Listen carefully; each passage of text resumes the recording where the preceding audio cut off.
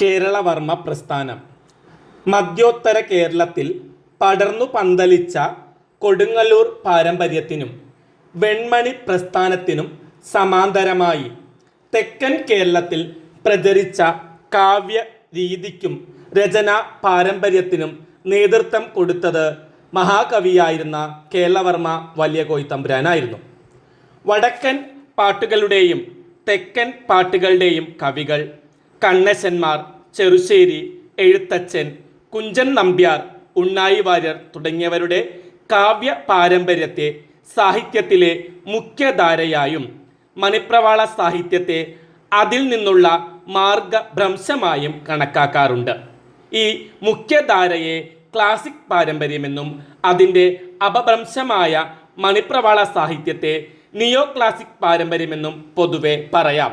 ഇപ്പം കാവ്യ പാരമ്പര്യത്തിലെ മുഖ്യധാര എന്ന് പറയുന്നത് വടക്കൻ പാട്ടുകളുടെയും തെക്കൻ പാട്ടുകളുടെയും കവികൾ കണ്ണശന്മാർ, ചെറുശ്ശേരി, എഴുത്തച്ഛൻ, കുഞ്ചൻ നമ്പ്യാർ, ഉണ്ണായി വാര്യർ എന്നിവയായിരുന്നു.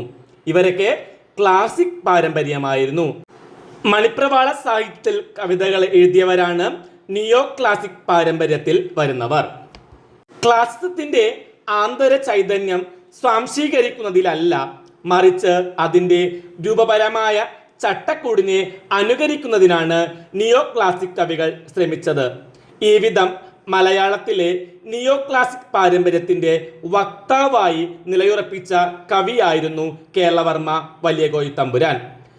മലയാള ഭാഷയിൽ മാത്രമല്ല, സംസ്കൃതത്തിലും ഇംഗ്ലീഷിലും നല്ല പാണ്ഡിത്യമുള്ള കവിയായിരുന്നു അദ്ദേഹം.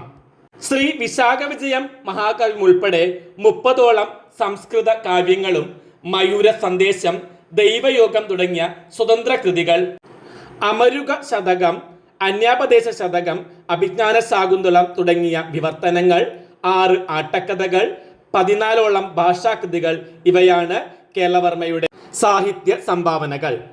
കാളിദാസന്റെ ലളിതമധുരമായ സംസ്കൃതത്തെ തമ്പുരാൻ പ്രൗഢ മണിപ്രവാളത്തിൽ തർജ്ജമ ചെയ്ത് സങ്കീർണമാക്കിയിരിക്കുന്നു അഭിജ്ഞാന ശാകുന്തളം വിവർത്തനത്തിൽ.